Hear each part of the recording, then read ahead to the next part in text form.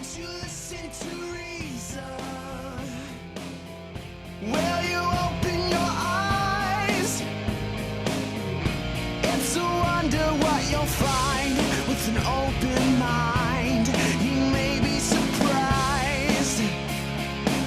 Yeah, gotta get away from this illusion for the sake of the world. This delusion, it's gotta go.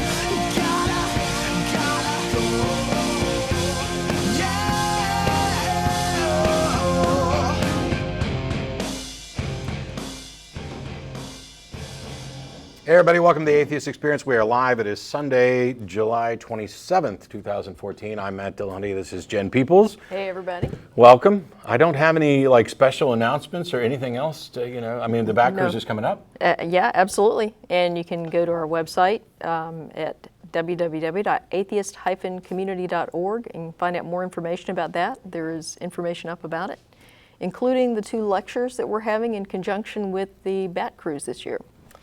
And I've got, my wife's been putting up a list of where I'm going to be when. I don't think I have much coming up. I have one event in August and 3 weekends in a row in September that I'm gone. And I'm working on a Patreon project and trying to find a new job and 1,000 other little things. But we're here as much as we can be on Sundays. And we've got callers lined up. This is a live public access television program.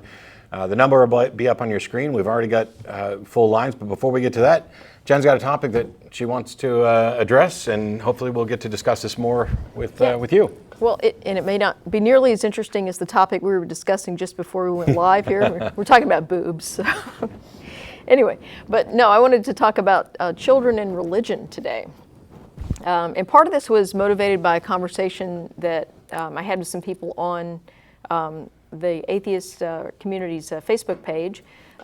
Someone had posted a story about, she was in a grocery store with her 4-year-old son, and he had asked a question that was best explained using an evolutionary explanation.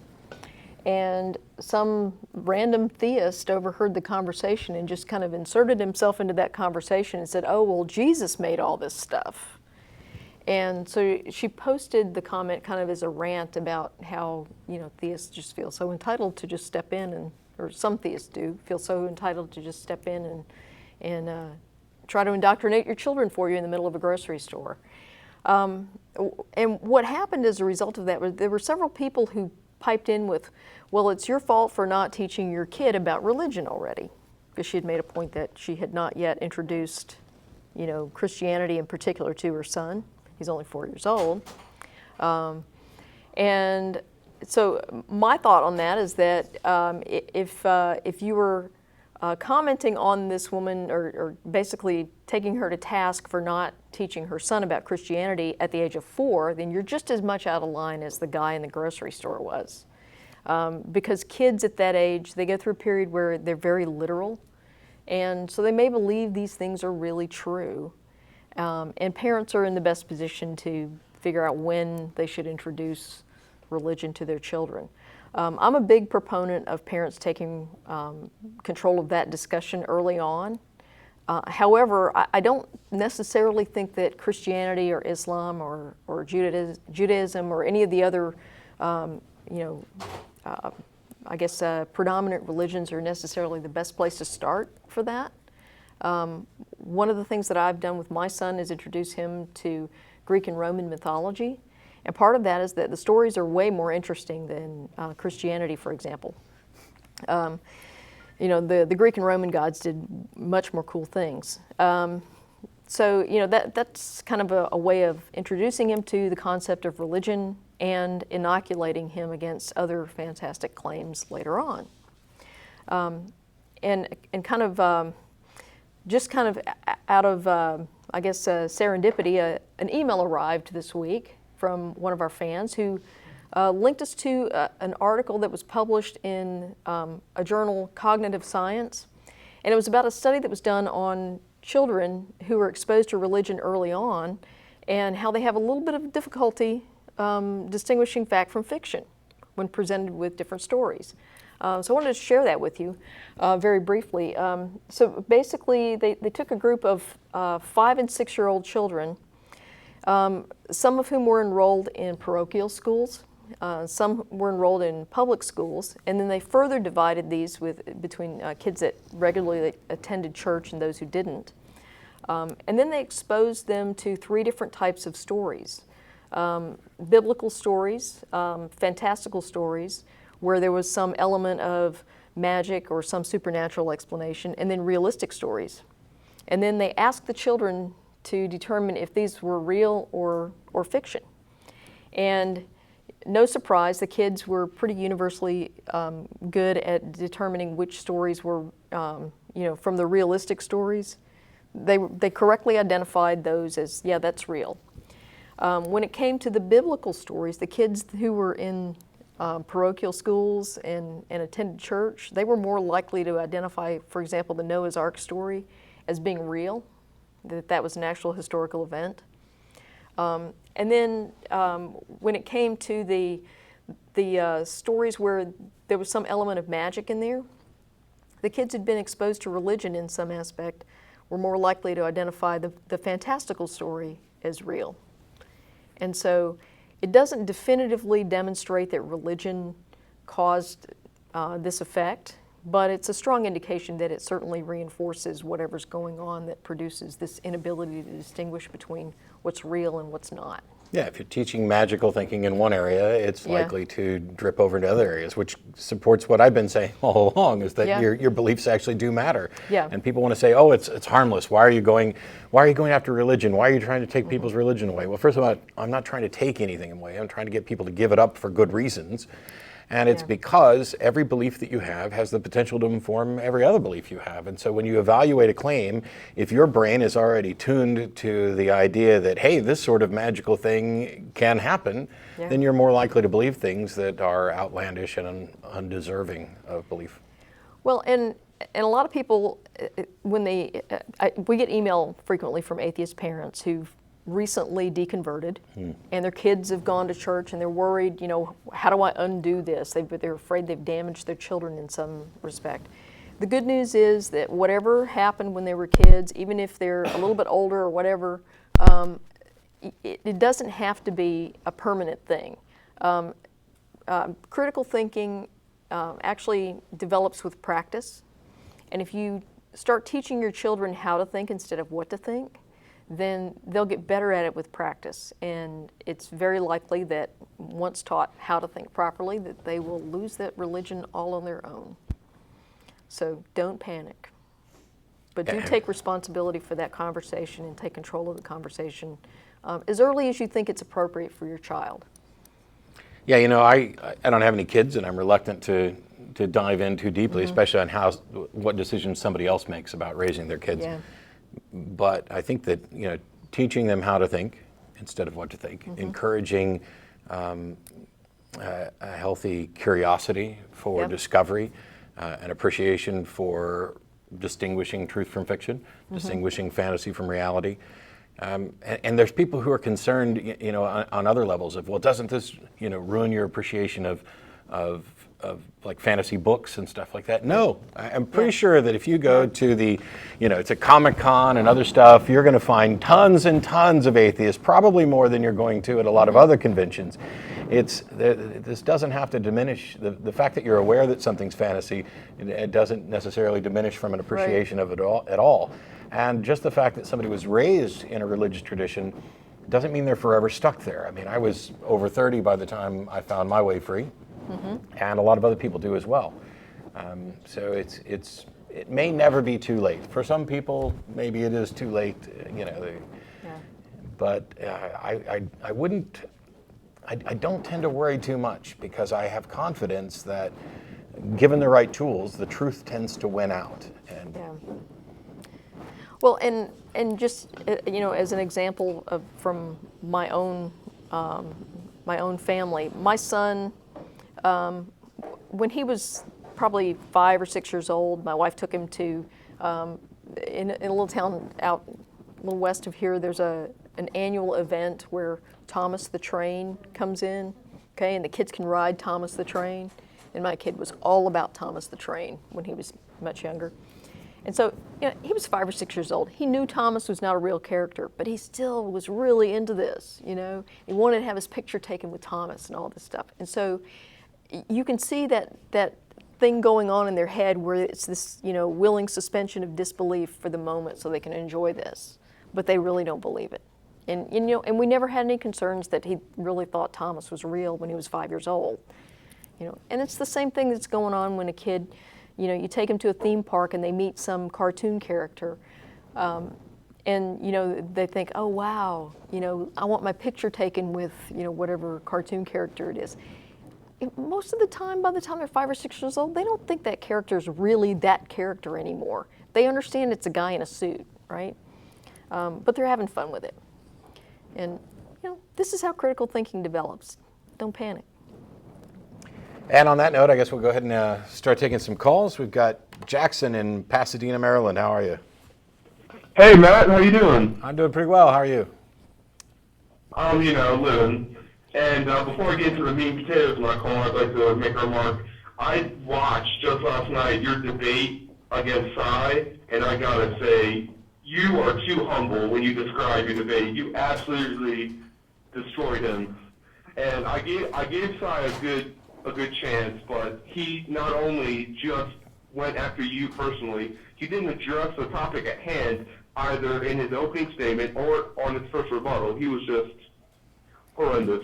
Yeah, well, thanks for that. I'm glad some people appreciate it. Yeah. Especially since it won't happen again. And to get what I want to talk about, I'm growing up around religious people, as many atheists do, and I get the question a lot, so what if religion's wrong? It promotes all this good stuff. And watching your show a lot and doing research on my own, I think I've got the appropriate answer. Now if someone asks me that question, I say, because I care about the truth and I care about what is right and what should be understood. And I feel like that's what you would respond to. Sure. Yeah. It's something we've talked about quite a bit. And also, as we were just pointing out, these ideas are potentially harmful. They impact what other ideas you're likely to hold and what sorts of things you're likely to support. Voltaire had famously said that if you can get people to believe absurdities, you can get them to commit atrocities. And for a lot of people, they just think, well, religion it's this innocuous thing, and it tends to support good works and make better people. And I'm not convinced that that's actually true, or that it's actually true in any meaningful sense, that you can't do the same encouraging people with secular humanist values and things like that. But anyway, you had a question. Yes, and to get to the question I called about, my mother asked me, do you believe Jesus existed? And as much as I want to say no, I don't see a good reason to deny it, other than there's just the Bible, there's just, religious texts saying it. And I remember when I was going through Sunday school, I had a really good teacher. He wasn't trying to, brainwash me or any of that horrendous stories you hear. He was actually, on multiple occasions, sat down on him one-on-one and told him I don't believe. And again, he didn't brainwash me, but he led me using critical thinking. He led me to my own conclusions. And he said that there are, at the time period, well, my question to him was, why are there no other historical accounts? Like, during Jesus' time, why were there not historians writing about him, say, in Europe or England or wherever at that time? And his response was, there were. But the problem with that was, he was referring to the Bible. And I just wanted your opinion and your response to, do you believe Jesus existed? Well, he's wrong. Because we don't have any contemporary accounts to support anything about the life of Jesus. Even the Gospels weren't written as contemporary accounts, and we don't know who wrote them. Richard Carrier has a new book out on the historicity of Jesus, where he uses Bayesian analysis to determine the likelihood that Jesus existed. To me, I don't really care. I mean, it would be interesting to find out. I don't have a problem with the idea that there may have been a real person at the core of these stories, but I don't have a problem with the idea that the person existed. I just don't accept that the zombie Jesus, Superman Jesus existed. Yeah. No, I don't think there's enough evidence to support the zombie Superman Jesus model. Yeah. Yeah, I personally don't, I guess I would fall kind of slightly in the mythicist camp, very slightly in the mythicist camp. So I think, for me, it's more likely that Jesus was a myth. Should I be mouthing along with your words? I don't know. We seem to, yeah, there's our camera. Okay. But, I'm Jen's puppet. But part of that is the absence of any mention of him outside of the Bible, and the fact that the Gospels were written, long after his life and the purported events of his life. To claim, clearly the supernatural events didn't happen. And if you look at the mundane things, aspects of his life, again, I'm kind of with Matt. It's like, who cares? They're so trivial. It's just like, that could be any number of itinerant rabbis in that part of the world at that time. The important thing for me is that, let's say that the person existed and that we have an accurate record of his words and some of his deeds. What does that tell us? I mean, even if the accounts were actually completely accurate, and you had good reason to believe that somebody walked on water you can't and verify fed. Yeah, you can. Even if you had good reason to believe that somebody walked on water and raised the dead and died and was crucified and resurrected, you still can't come and justify a reason why. Maybe it was God, maybe it was some powerful technology, right. But we can't get anywhere near that far. And what seems most telling to me is that, for Christians, if Jesus didn't exist, then it's very clear that everything about the religion is false. And so while we can't demonstrate, the idea that we cannot demonstrate reliably that he did exist is a huge problem. I mean, you would think, first of all, it doesn't make sense to me that there'd be a God who'd have this important message and then relay it through texts and hearsay accounts from people that you don't know, that you can't investigate, you can't confirm thousands of years afterwards. But to leave it even an open question as to whether or not this person existed or whether or not we have an accurate representation of the life that he supposedly led, that to me is, as much confirmation that this is false in its theology as anything. What kind of silly ass God are they believing in that he can't offer confirmation?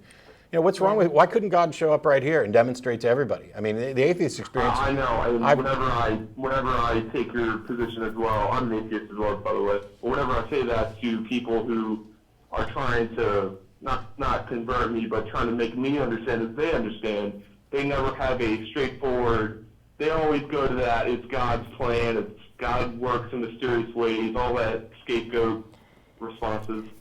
Yeah. I had lunch with somebody this past week who, we had this same discussion. Here we go. I'm going to go ahead and have an open invitation to any God, not just the God of the Bible, any God that would like to demonstrate the truth of its existence is free to come on the Atheist Experience and share this with the world. While it's not necessarily the same as showing up on a major cable program or broadcast television, it'd be a much better start than any of them have apparently bothered to do. So you're welcome. Yeah. We would be happy to have you right here in a third seat, maybe just kind of overlapping, and we'll shut up and let you explain what it is that people need to understand and how and why we should accept that you're God. Jackson, thanks for calling. I appreciate it. Well, we're going to move on to some other callers now. All right, Chad, thanks so much. You guys are awesome. Spaghetti Monster be with you. And he is. And also with y'all, which is my favorite bumper sticker of the week. Somebody had a bumper sticker that said, and also with y'all, which almost makes me wish I went to their church, but not quite. Andrew in Rochester, thanks for waiting. Thank you. So it was always my dream growing up to be a politician. I've always been really involved in just interested in politics. You have something against being ethical? No, that's well, just keep listening. You'll get where I'm coming from here. So then last year I got into law school, and so that made this dream, seem like it was actually reasonable. But then over the past year, I've been watching your show a lot, and I really became a full-blown atheist. Before I was when I was an undergrad, I had really started to have doubts. I thought about it hard and everything, but it wasn't until like I came to law school that I really, realized it. It was kind of like the Socratic method. When you apply that to like religion, you see right through it. So that kind of brought up the problem of like how I finally I got into law school, which made it seem like I could actually this dream of being a politician is actually reasonable. And then at the same time, then I become an atheist. And all of a sudden, it's like, because I'm not going to, like, lie. That's when I'm talking about, like, the ethics thing. I'm not going to, like, lie and pretend to not be an atheist. So it's like, well, at the same time, I was kind of doing something to make my dream reasonable. Now I'm an atheist, and now it seems like it's almost impossible because, I mean, as you know, being an atheist in American politics is almost, you can't do it. So I was just wondering, like, what you think, should I just, like, abandon that thought, abandon that dream, or, like, what do you think about that? I wouldn't abandon it. I mean, I don't know why you think that you couldn't get elected as an atheist. There actually have been atheists elected to Congress. There are atheists in Congress right now. They're not out for obvious reasons. But I think one of the things that you should think about is that a lot of politicians these days, it seems to be fashionable to wear Christianity on your sleeve if you're a politician. You've sort of got to put that out there so that it's almost like the dog whistle for a certain class of voters. And I think if I ran for public office, I wouldn't appeal to that class of voters anyway. So for me, there'd be no point in even bringing religion into the conversation. If you're running for public office, your campaign should be about what you're going to do when you get into office, how you're going to formulate policy. And I think, basing policy on religion is a terrible idea in the first place. So, I think if you run for public office, just be upfront about what it is you want to do and, how you're going to do it. Right. I mean, that all makes perfect sense. Like, I just worry about, like, I feel like as soon as, people found out my views, found out the things I would say about, Jesus, things like that would be the center of the opponent's campaign. And that would kind of be... It can be, but you know what? Gay and lesbian politicians used to feel the same way. Right. True. And they used to be in the closet, and now we have openly gay congressional representatives and senators, and let's see, I don't think we've had a gay governor yet, but we did, but he resigned. Have they actually were they open about it while they were campaigning? Yes, Tammy Baldwin was elected as an openly lesbian. What's sad is that you've got examples like Barney Frank, who was openly gay the entire time that he served, but he was evidently also an atheist, but was not open about that until after he got out of office. Yeah. There are other atheists that have run for office. There are atheists that can win. And I'll give you a tip from actually one of my all-time favorite TV shows, and that's The West Wing.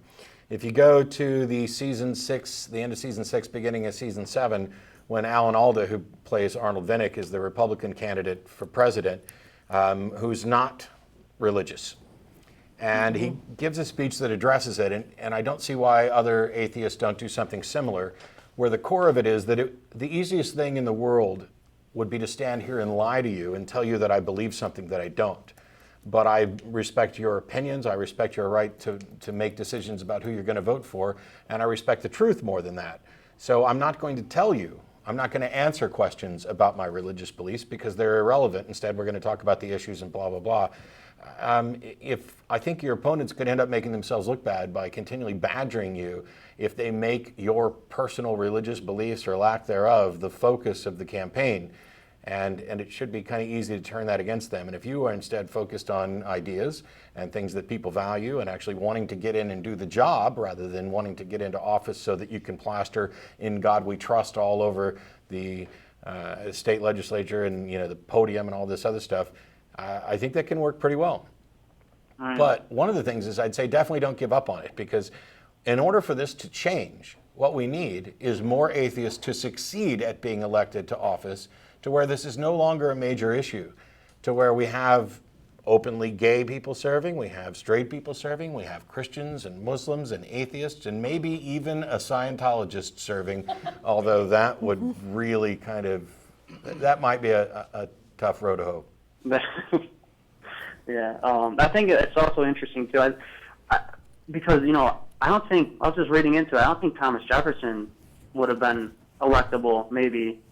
I don't think many of the founding fathers would be electable today. Yeah, I don't think so. We live in a very different society, and while many of them were, deists, they were definitely not Christians, and some of them weren't particular fans of Christianity, or at least not fans of it in the way it's often presented in modern times. Right. By all means, go for it. Yeah. It depends. First of all, it depends on which offices you're wanting to run for. If you're wanting, and a lot of times some of the most important legislation and most significant impact is made at a much smaller level. Running for city council, running for state boards of education, running for county assayer and stuff like that. Where you're going to be involved in making decisions, that builds up political capital to seek higher offices. And then you can also point to the record of what you've actually done and how the fact that you don't happen to believe in God has not been an issue, and that you haven't actually been, sitting here trying to tear down each individual's religious beliefs for the many years that you've been a public servant.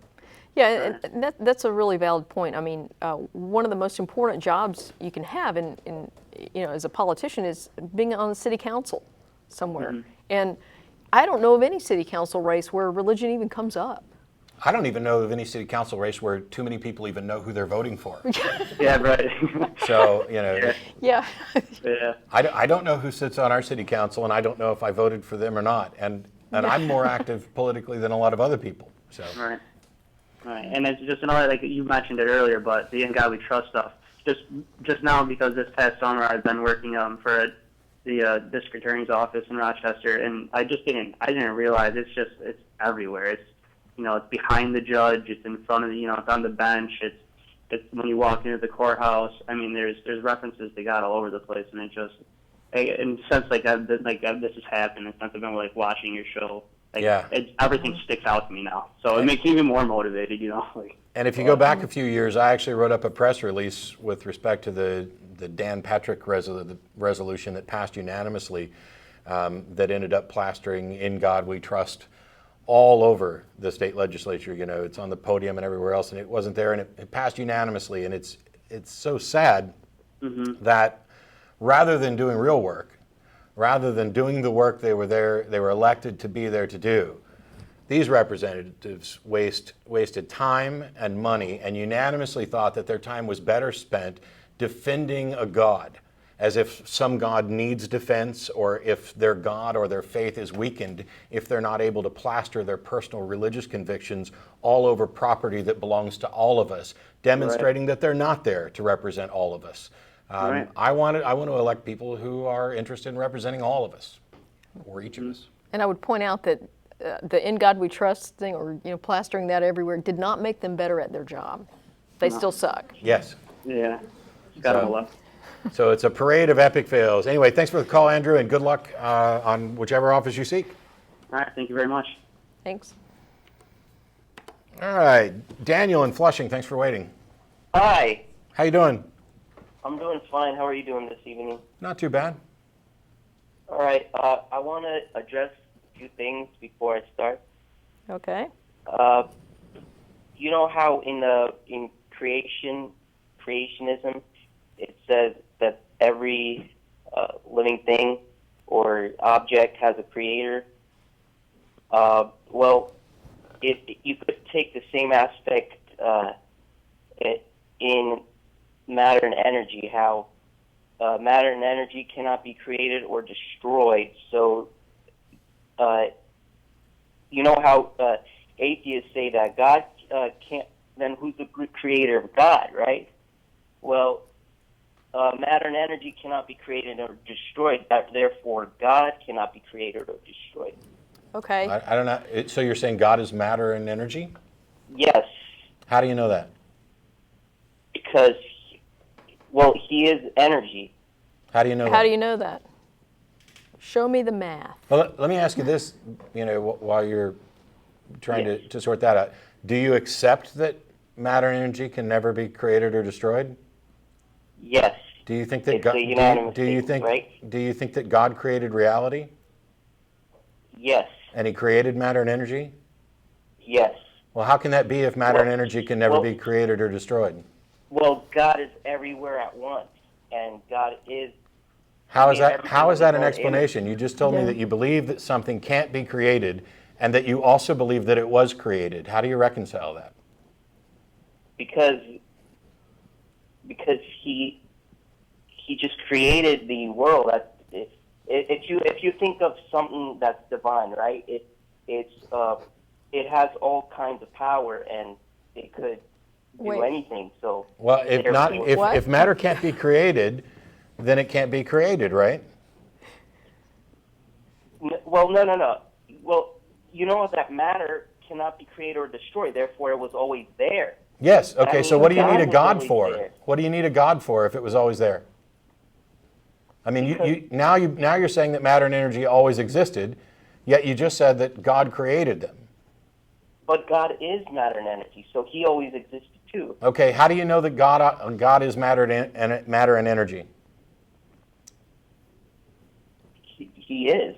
I understand. If I ask you how you know something, or I'm asking you why you believe that's true, simply stating it again doesn't provide us with any sort of explanation. It's like saying, how do you know your wife is faithful? And I say, well, she is. I mean, that didn't explain anything, did it?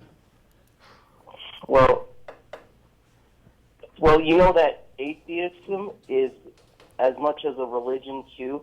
Well, now wait a minute. Are you conceding the original claim that you made? No. Okay, so first of all, atheism isn't a religion, but so what if it was? Are you basically saying, yes, religion sucks, but you guys suck too? No, it's because you guys think you're right when you're not. Well, what we think is that you haven't demonstrated the case for your beliefs, and therefore we don't believe them. Well, And you have just demonstrated that I'm right, because you can't demonstrate why you believe this. Well, it's scientific evidence that matter cannot be created or destroyed. Yes, but Yes. but scientific evidence does not confirm the existence of God or that God is matter and energy. Or did I miss that Nobel Prize when they gave out the Nobel Prize for confirming that God is matter and energy? Yes, Okay, when was that Nobel Prize given out? to me. Okay, Yeah. yeah. Yeah. I no longer believe you, Daniel, but thanks for playing. Yeah. Bob in Orlando, how are you? Hey guys, how you doing? Big fan of the show. Thanks so much. Hey, thanks, man. You know, I really, I had a few questions to kind of push forward. I listen to podcasts kind of regularly, and there was kind of an argument that was going on over the free will debate, and I just wanted to kind of get your guys' opinions on that and maybe start a conversation on that. Well, that's not what this screen thing says. The screen thing says you'd like to explain why you think God exists. No, I don't really know where you got that one from. So, wait, so you're Bob? Yeah, I'm Bob in Orlando. Did you tell the call screener that you wanted to explain why God exists?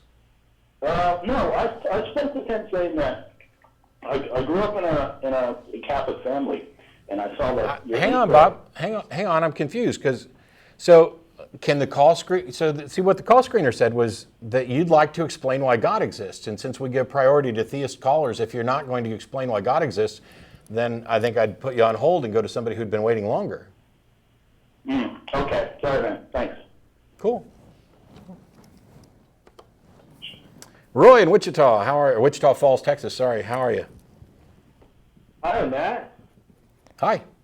Hi. Wow. I just okay. I'm on the show. Yep, you're live. Yeah, I'm calling from Wichita Falls. I just moved to Texas from Japan, enjoying the wonderful Texas heat weather. Konnichiwa. Which I don't even know what that means, but it seemed like the right thing to say. Good. It's if I remember correctly, if I remember Japanese, it's hello, good afternoon. Domo arigato. Rotsukadoji, which made somebody laugh just then, I'm sure. I'm sorry. Go ahead, Roy. I'm having fun, and I didn't mean to do it at your expense. Oh no, so that's fine. Yeah, I'm in the military, but I'm not gonna go and say which branch just in case somebody can figure out who I am. I don't want to deal with all that. Well, you said you're in Wichita Falls, so we can figure it out. So. No, there's quite a few branches that go to this base. So anybody who's just able to figure out the base, there's about 3 of them out here. So. Yeah. I don't think I'm going to call the base commander and say, hey, there's a Roy there that just recently transferred from Japan, who's a godless heathen. But, and Roy might not even be your name. You called their base, so that narrows it down. Roy is a pseudonym that I go by with my friends. So cool. I figured I'd just use it. Anyway, so what did you have for us today? Well, I had a question. I just kind of recently started being kind of outspoken about being an atheist. I kind of deconverted from Christianity about 2 years ago, and your guys' show was part of the reason that I actually started to kind of get reevaluating my thoughts. So I was kind of like, as soon as I got here, I wanted to give you guys a call. I kind of got under fire from a few friends and a few people on YouTube. It was a very small video put up, but it was a debate I had with a random Christian kind of Bible thumper who happened to be my neighbor at my previous base. And he goes and he wants to have a little discussion. And then towards the end of the session, I was kind of finding it funny. I asked him if it would be okay to record and upload it, and he said it was okay. People who saw it were saying I was too aggressive. And all I really did was I basically pulled out Bible passages that I thought were pretty damning of the actual book, and was kind of like asking them, what do all this? You know, and apparently people thought that that's too mean or too harsh. And I wanted to know, so Roy? Yeah. Did you say anything specifically negative about the person you were talking to? If I remember in the video, I didn't say anything. About him per se. Okay, so you were launching objections about what the Bible has to say? Correct. Were they, as far as you're aware, accurate? I was like reading directly from the Bible, and I was just like, I'd be like, you know, there's a passage that says you can't have sex with a woman who's on her period. Anybody who does, they have to be outcasted from the society. And I was reading it verbatim from the text. Okay, did they come back with any, did they respond to that argument with anything of substance, or did they just say you were being mean? No, the guy, he didn't say anything. It was more just like outside viewers were kind of saying that I was being mean. He was just kind of like, the whole time. You won. Yeah.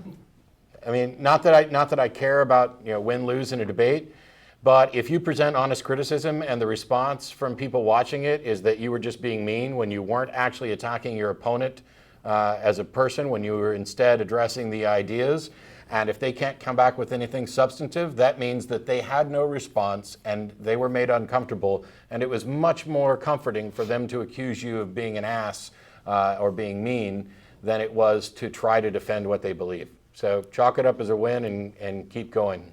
Cool. That was kind of the thing is like, I got some people who are saying like I should do a few more videos like that, a couple little small podcasts amongst friends. Mm-hmm. They were just saying like I should dial back the aggressiveness, but are you getting like red-faced and yelling into the camera? No. Then ignore them. Yeah. There's a few times where I might talk over him a little bit, just because I get kind of like riled up and I'll be like all excited. But like as soon as I catch myself doing it, I try to dial back. I'm probably not the best person to ask about that thing. Oh, yeah. You might have inspired some of that, Matt. There's a difference between, if you watch one of the formal debates that I've done, compare that to the discussions that we've had on the show, and then compare it to when someone is on the show arguing dishonestly, when they are trying to defend what I consider to be indefensible, claiming that, for example, a rape victim might have deserved it, you know, that this was a just punishment from a God. I'm going to fly off the handle in much the same way, not quite as witty and with as much intellectual prowess as, for example, Tim Minchin does in the Pope song. But quite frankly, if you are defending clearly immoral positions, and I'm opposing them, and you continue to defend them in the face of explanations of why they're problematic and why no decent human being would sanction slavery or rape or misogyny and all that stuff, I don't care if you think that I'm being a raging asshole towards you, because it's less important that I treat you with civility than you recognize that you are supporting atrocities that need to end. I am a fan of let's have whatever conversation we can have. I can be diplomatic, I can be magnanimous, I can sit quietly while people say the most ridiculous things. But if you don't get outraged about some things, and if you're not willing to get passionate about some things, I don't need you. I don't need you being a representative of the movement. I definitely don't need you telling me how to do it. And if you're going to side with the people who are like, well, technically, I suppose he's right, but he just seems so angry about it, then I'd recommend you go read Greta Christina's book about why are you atheists so angry about things, and actually sit down and think about which is more offensive, the fact that I might use a colorful phrase or get a little irate, or that there's an entire organization that is shuffling rapist priests around from one organization to another, or that there's a whole class of people who claim to have the intellectual high ground while sanctioning a book and pointing to it as the good moral guide that supports slavery and misogyny and slaughter and all sorts of other things. You don't get to play the moral high ground card if you're supporting something like that. Yeah. But that's just my thoughts, you know. Yeah. I agree. I just, it's kind of like when I have like all of my friends who are either atheists or agnostic, kind of all saying like, oh, you're being too mean to the guy. Like even my girlfriend was like, the guy was like practically a kid with his mentality. You can't abuse him like that. What's the guy's name? Because there's a guy who's practically a kid that if you're going after him and doing it kind of forcefully, I think I would enjoy it. I don't know. I don't want to give out his name. Oh. He got kicked out of the military. I don't know if you want. I can tell you a short summary of the story. Nah, we'll skip it. No. Okay. I was thinking it may be, like Venom Fang X or KN or somebody like that. But anyway, Yeah. I haven't seen your video, so I cannot give you my accurate assessment of what you actually did. Okay. Well, I could email it to your guys' channel, and I'd just Sure. be like, here you go. Sure, I can't promise that we'll take a look at it or anything else, but that's my thoughts in general. Yeah. If your goal, so I gave at the American Atheist 2014 convention in Salt Lake City, I gave a talk about debates and debating, and I pointed out kind of the secrets that aren't so secret about debates. One of them is to care about the truth. The other one is to care about the discussion and to respect the individuals. And one of the ways that you can respect individuals is by thinking that they are smart enough and moral enough to understand something when it's been explained to them. It is not necessarily condescending or rude to treat people as adults and expect them to behave and grasp things as rational adults should. Now, maybe you're a raging asshole. I don't know. But considering there are people who think that of me on some occasions, and on other occasions they think I have the patience of a saint, I try to For the same interaction. For the same interaction, by the way. We'll get email about the exact same call, and some people, is the best call ever, is the worst call ever. So take all the feedback and just, have some empathy, trying to figure out how you'd feel if you were in that position. But don't project too much, because that person isn't you. Right. Anyway, that's all I got. I appreciate this. So, you guys, excuse me, enjoy the rest of the day. Maybe if I get a chance, I wouldn't mind coming out to Austin and seeing you guys with a live show sometime. Well, there's a whole bunch of people here this week who you could have been with, but you pissed it away. Oh, Thanks, Roy. All right, well, you guys enjoy the rest of the day. Thanks. Bye. William in Houston, thanks for waiting. Hello, Matt. How you doing? I'm here with Jen. All right. I wanted to ask you a question. Okay. I wanted to ask you, let's see, is there more Christians than atheists? Hardcore atheists? Seriously? Seriously, is there more Christians than hardcore atheists? By almost any measure, there are more self-identified Christians than self-identified atheists. Okay. Okay. Okay. I wanted to ask. Hello. Yeah, you're Yeah, still there. You're still here. The wire's jumping. All right. Jeff Dee. You know Jeff Dee. I can relate to Jeff Dee. You know why? Why? Because when someone gets death threats and stuff, you know, like Christians do, you know, he gets upset about it. I do too. I mean, you know, when someone did that to me too on YouTube, Okay. and Okay. and I have about over 8,000 people blocked for death threats because I'm an atheist. So you have 8,000 people that you blocked for sending you death threats? Yes, and Who are you? I have 3 channels and I have over 8,000 blocked for death threats. Isn't that incredible? Amount of hate. I think that's an extraordinary claim, actually. Yeah, I don't believe you, but cool. Well, yeah. I mean, well, yeah. And that's you don't believe me because you don't have the evidence for it. That's correct. Really? And because it seems to be an extraordinary claim.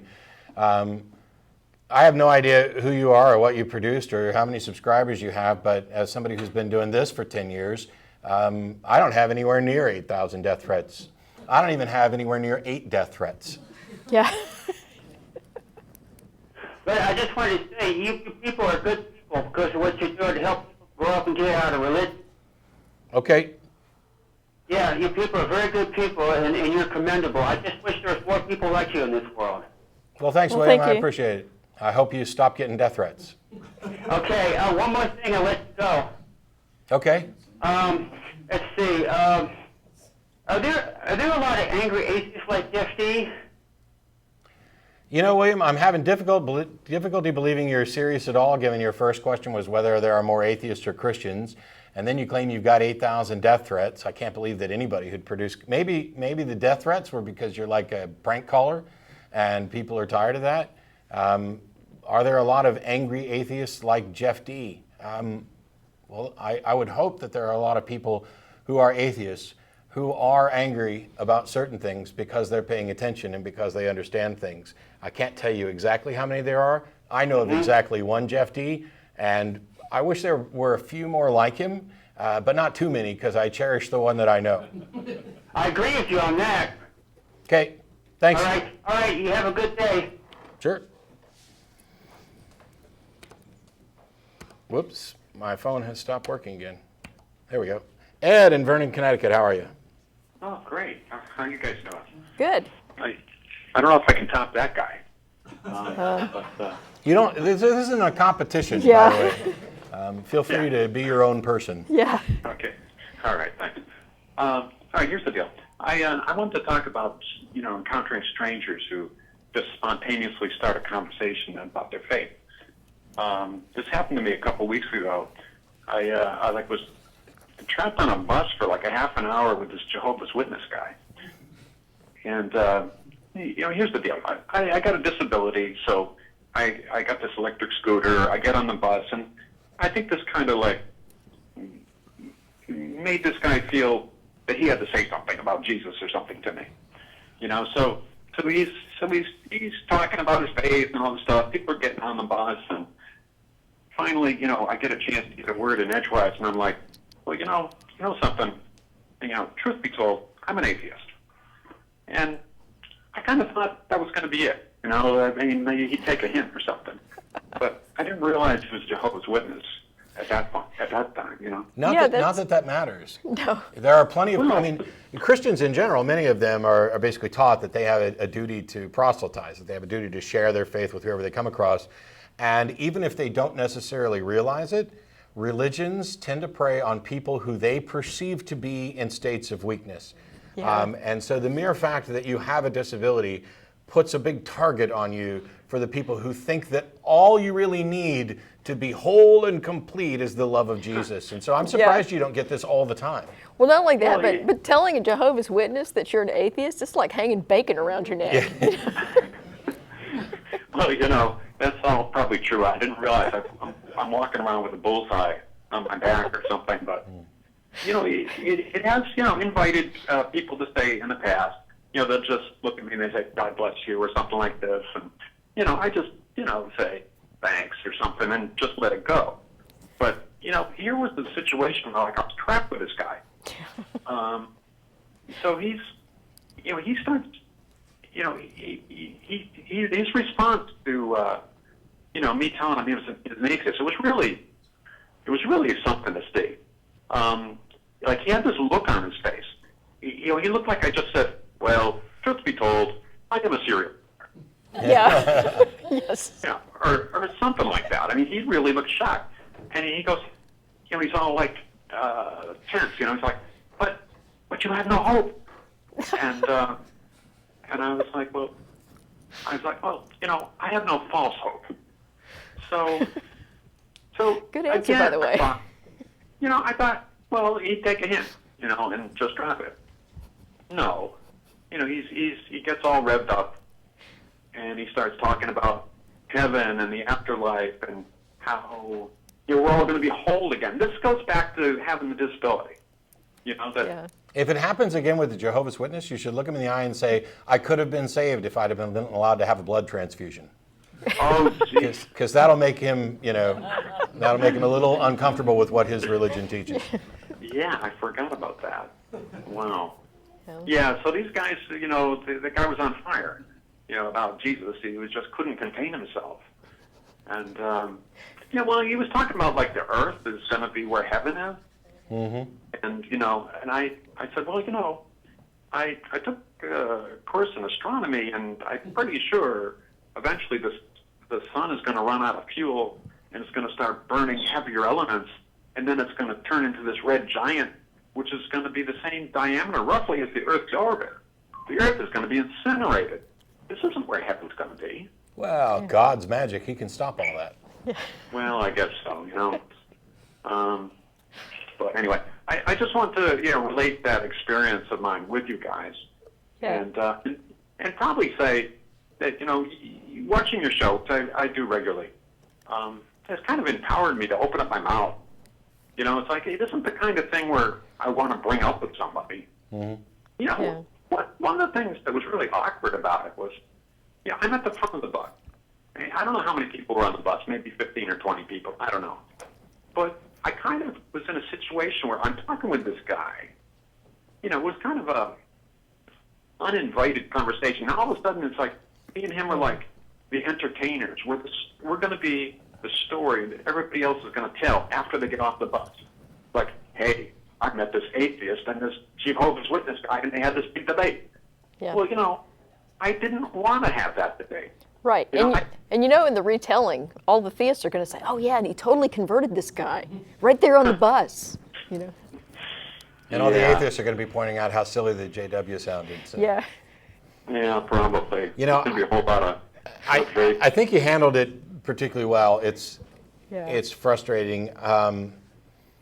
If I'm out at dinner somewhere and I overhear people praying or having a conversation at another table, I can't imagine a scenario, apart from maybe somebody offering me a check for $1 million, that would get me to get up from my table and go over to their table and interrupt their conversation to tell them why they're wrong. I'm happy to have those conversations when I'm invited, but I don't intrude on other people, and I don't go door to door, and I'm certainly not going to sit down to somebody on a bus and say, if I see them doing a Bible study, and say, hey, I can help you with that. I can help you get out of this religious trap. When I was coming back from a convention at one time, I sat next to a guy who was actually doing a Bible study in the seat right next to me. And he asked me, what were you in town for? And so I told him. And he wanted to have a conversation. The plane ended up with mechanical troubles, and we were led off the plane, and the two of us went over to the Chili's in the restaurant, and we sat there. We almost missed the plane after it was repaired because we sat there and we had a good, productive conversation for well over an hour. But if I would have said, oh yeah, I was at this convention, I'm an atheist or skeptic or whatever, and I was talking about religion and stuff, and he just said, oh, and gone back to his Bible study, that would have been the end of it. I'm not the one out there prodding. But being ready and being willing to have those conversations I think we need a lot more of that. Well, I've encountered Jehovah's Witnesses before at my house, knocking on my door. And for the most part, I've shooed them away. But eventually I thought, well, I should speak with these guys. And I did have a conversation with one, and they came back the following week, and I was ready. They were on my territory, and I was comfortable with the whole thing. Mm-hmm. This thing on the bus was like, I felt really awkward. I felt like it was, all of a sudden I was going to be the star of the show. I didn't have any plans for that. You should never be uncomfortable to just say, I don't really feel like talking right now. Yeah. Yeah. You're not under any obligation. Yeah, see, I'm so jealous because the JWs won't come back to my house. Not big fans of Beth either. Yeah, I can't get them to come back, but they just crack me up because they show up and they're like, we have good news. You have no hope and you're going to hell. Well, I met these guys, and when they came back, I was thrilled.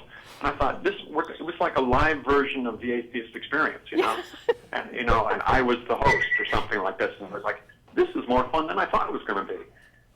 And then they stopped coming back. Yeah. Broke my heart. Yeah. I know. The Mormons won't come around anymore, and the JWs don't knock on my door anymore. No. I ordered you can order a free copy of the Book of Mormon, and I did because I didn't actually have one, or if I'd had one previously, I lost it, and I got it, and I thumbed through it, stuck it on the shelf, used it for the research that I was doing for a talk, and left it at that. And then my phone rang a couple weeks later, and it was a representative of the Church of Jesus Christ of the Latter-day Saints, and he wanted to have a conversation with me about, did I receive the Book of Mormon, and what did I think about it? I had him on the phone for about 2 hours, and he was asking for links to the TV show so that he could see what I was talking about. Yeah. And while the Mormons never called back, I'm secretly hoping that young man found his way out of the Church of the Latter-day Saints. Yeah. But probably not, or I think I might have heard from him. Yeah. Well, this is a thing. You could, break someone's shackles. Hopefully you have. Well, we do get email on a regular basis. Yeah. Early on, it was a few here and there, and now it comes at pretty regular frequency. And when I go to conventions and get-togethers, it's almost all I hear is what you guys have done on that show has helped. So we know that we've had an effect. We just want to have more of an effect. We want more people involved, more people doing stuff. Let's end the privileged status of religion and the impact that it has on individuals' lives forever. And I apologize, but they're now putting up the credits, which means this episode of Demolishing Religion is over. Yeah. But, okay. Well, let me just say real quick that, you guys have kind of broken my shackles with, now I'm more willing to even take up the conversation. I appreciate that. I gotta let you go. We're technically done. They just cut me off. Okay, thanks so much. Thank you.